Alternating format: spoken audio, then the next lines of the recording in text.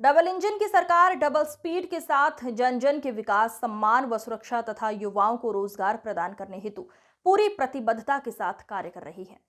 इस श्रृंखला में युवाओं को नियुक्ति पत्र, 6,000 युवाओं को टैबलेट, स्मार्टफोन एवं 357 करोड़ के ऋण वितरण हेतु गाजियाबाद में आयोजित कार्यक्रम में सम्मिलित हुआ।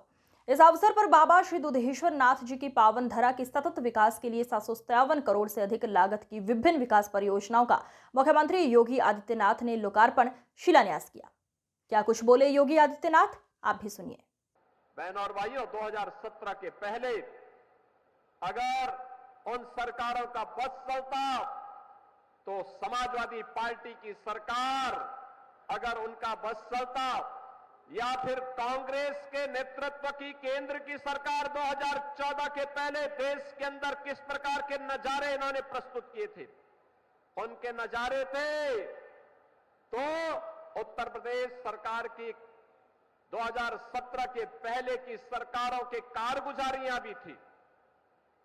वे लोग आज दावे तो बड़े बड़े करते हैं, लेकिन इनके काले कारनामों को अगर आप एक एक करके देखना प्रारंभ करेंगे तो आपको एहसास होगा कि वास्तव में ये लोग केवल, इनके बारे में मुझे एक शायर की बात याद आती है कि नजर नहीं है लेकिन नजारों की बात करते हैं, जमी पे चांद सितारों की बात करते हैं। वो हाथ जोड़ के बस्ती को लूटने वाले भरी सभा में ये सुधारों की बात करते हैं। इन्होंने लूटा है।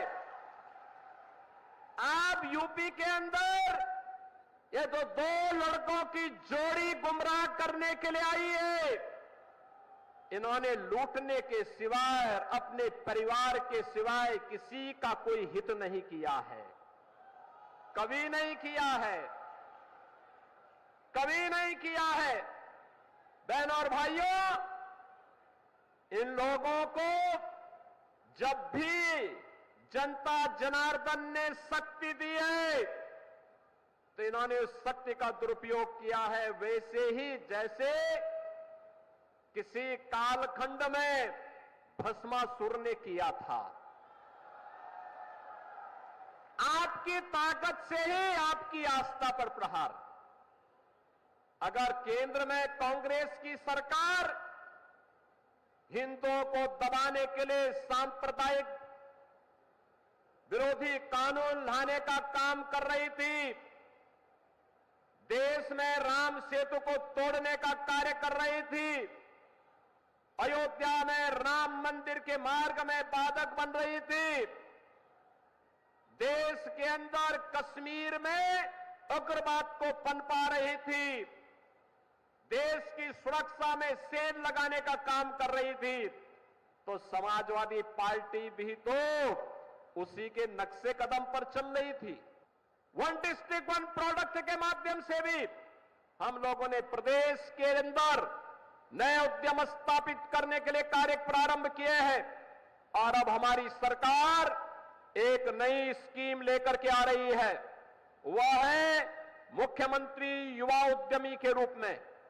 बहनों और भाइयों, 10 लाख युवाओं को अगले कुछ वर्षों के अंदर, 10 लाख युवाओं को अगले कुछ वर्षों के अंदर, पहले चरण में 5 लाख, दूसरे चरण में 10 लाख तक का ऋण, ब्याज मुक्त ऋण होगा। ब्याज जितना भी लगेगा वो सरकार भरेगी, युवा अपना उद्यम लगाएगा।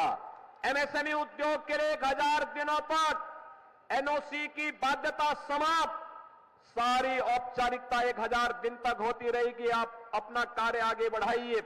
निजी क्षेत्र में प्राइवेट औद्योगिक पार्क स्थापित हो रहे हैं और विकास के साथ आधुनिक इंफ्रास्ट्रक्चर का जो मेल ये डबल इंजन की सरकार ने आगे बढ़ाया है, आज उसके परिणाम हम सबके सामने देखने को मिले हैं। आज केवल युवा ही स्मार्ट नहीं है, अब तो सिटी भी स्मार्ट दिख रही है। गाजियाबाद इसका उदाहरण है। 10 वर्ष पहले जिस गाजियाबाद में गंदगी का अंबार हुआ करता था, माफिया पैरेलल सरकारें चलाते थे, उन माफियाओं के सामने तत्कालीन सरकारें नाक रगड़ा करती थी, दंगाइयों के सामने नाक रगड़ा करती थी। और जब कावड़ यात्रा आती थी तो कावड़ यात्रा के मार्ग में बैरियर लगाते थे लोग, कहते थे ये नहीं होगा। इनको लगता था कि जैसे कावड़ यात्रा होगी तो पता नहीं क्या हो जाएगा। लेकिन बहनों और भाइयों, आज मैं कह सकता हूं, कावड़ यात्रा तो धूम धड़ाके के साथ गाजियाबाद से हरिद्वार के बीच में निकल रही है, लेकिन माफिया और दंगाई कहां चले गए हैं